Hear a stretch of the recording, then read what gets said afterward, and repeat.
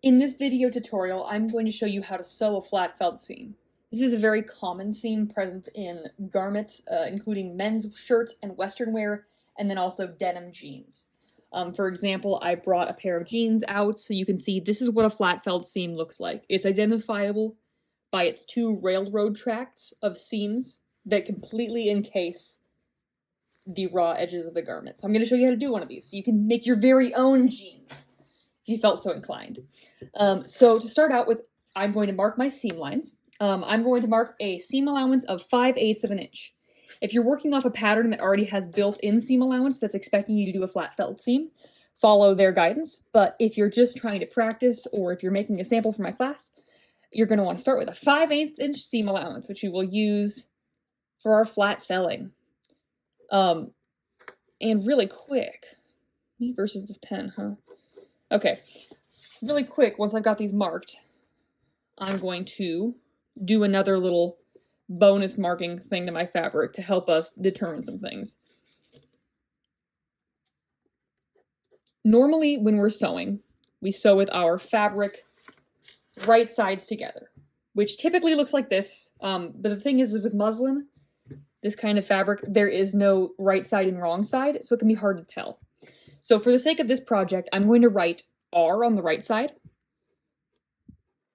and W on the wrong side so that we can really clearly distinguish which one's which. Now you might be saying, Abby, you wrote R on the side that you marked the seam line on. That's supposed to be the wrong side. And if you're watching along at home distressed because of my folly, do not worry, because this is one of those few seams that we stitch with the wrong sides together and the right sides out, which is why I started with the marking of the seam allowance on the right side so that we can see it. This can be vexing to some, but that's why we're marking the R's and W's on this. So now I'm going to go through and I'm just going to pin along my seam line, just like any other normal seam, besides the fact that it's on the right side's facing out. So if I was using like fabric with a print, the fun, exciting side would be facing out towards me right now, because we want our seam finish to be on the outside. So that's why we're starting like this. Now we're going to go over to our machine and sew just a regular plain old normal seam, and then we'll come back here and do the rest of the flat felling. Over at my sewing machine, I'm doing just what I said I would. I'm going to stitch a regular plain seam in this fabric. I'm going to stitch on top of my seam line. I'm going to back stitch at both ends. The weirdness of the flat felt seam has not really hit yet, beyond the right and wrong side of the fabric being swapped. That's coming in the next step. But right now, you just need to stitch a normal seam, and then we'll get to the complicated part. Now that I've got my fabric stitched with the seam poking out of the right side, I'm ready for the things to get really flat felling. So I'm going to press my seam open. This is both setting it in place and setting us up for success in the next step, because next we need to mark and trim down one of our two sides. I'm going to do it on my right side.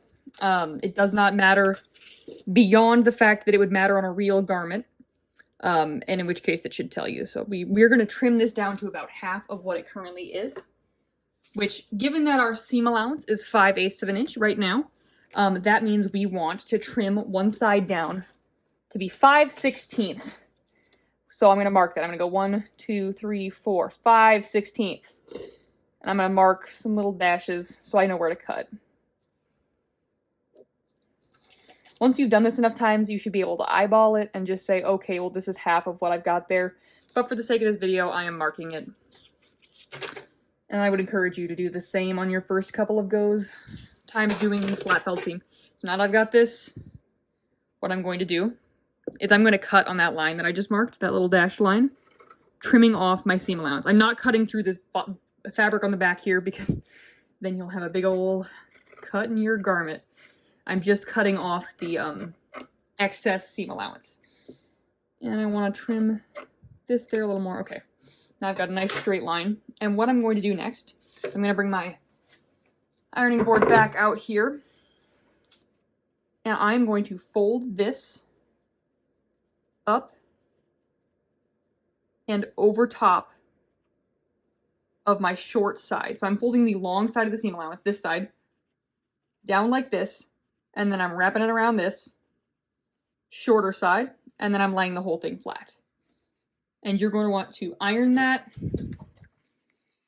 really well, and then also pin it in place, because you don't want your fold to escape you in the time it takes you to get back over to the sewing machine.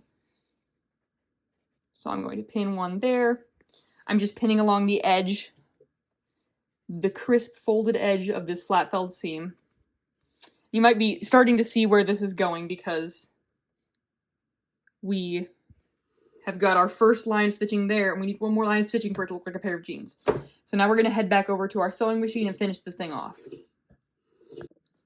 Welcome to the moment you've all been waiting for, the last step of your flat felled seam.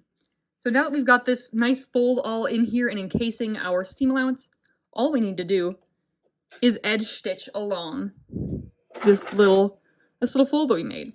So I'm lining the edge of this fold up with the interior little divot on my presser foot. It's a landmark that tells me that I'm sewing at 1/8 of an inch. And if your machine's got something similar, that's great. If not, attempt to sew as close to the edge as you can get without going over. And once you reach the end, you can backstitch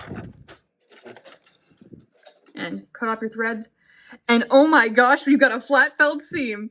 This seam has haunted me from beyond the grave for years, but I think it's really lovely once you know how to do it. I did it wrong a lot of times, and now I'm so glad to be able to show you all how to do it not wrong. Oh, good luck making your flat felled seams, and I hope that you make lots of wonderful Western wear and denim jeans in the future.